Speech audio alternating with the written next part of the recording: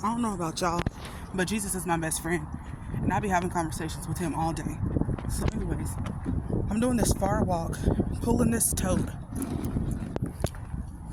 super heavy, full of a lot of hair products.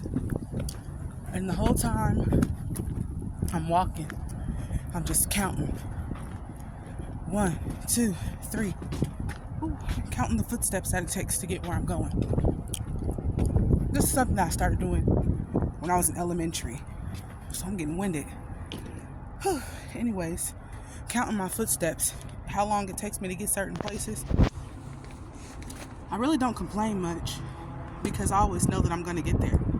I always have faith that I'm going to get there. But for some reason, I count the footsteps. So God just gave me this revelation, and he's like, don't you trust me, daughter?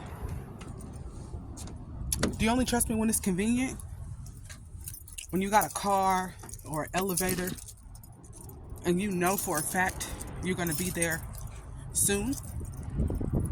Or do you trust me when you got a far walk, pulling a tote, going further than you normally would go because there wasn't enough parking spots by the door today?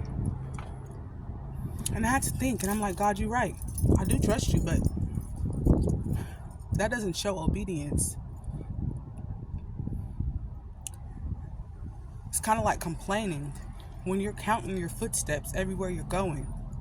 Now, I'm not saying that it's a sin to count your footsteps or nothing, but just try to get the bigger picture. Try to hear me from an enlightened view.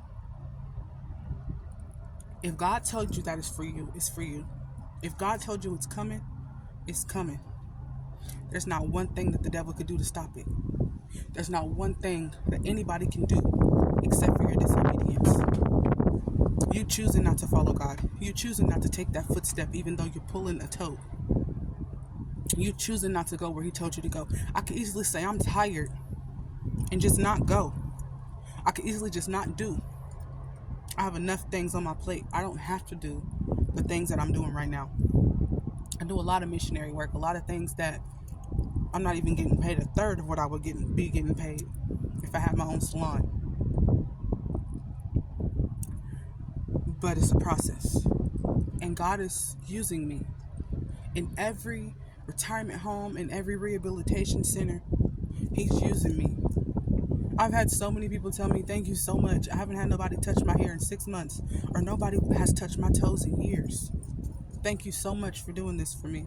Thank you so much for spending this time with me. Thank you so much for actually showing that you care. Thank you. I talk about God. I play gospel music or positive music, even if they're not saying Jesus in it the whole time. It's positive music, nothing negative, nothing secular. I'm always being that light in the darkness. I would have been done writing my book a long time ago, but life started lifing right when I was at the end of the book. I'm literally at the end of the book. It's a book about my life, and I'm down to when I moved to Kansas City. That was 2 years ago. I done already wrote about 29 years. I'm down to the last 2 years of my life, and it's taken me almost 2 months to write that. God said, I'm not done with you yet, and I don't want you to finish that book until you get where I told you to go. So I'm being obedient. I could have been and published this book. I could have been making money off of my book because my book is really heavy. And I've sent snippets of my book to over 20 people who all told me, wow, I've never heard anything like this. My book is going to go far. It's going to open doors for me to be able to be a public speaker on multiple different platforms and speak into so many different people's lives.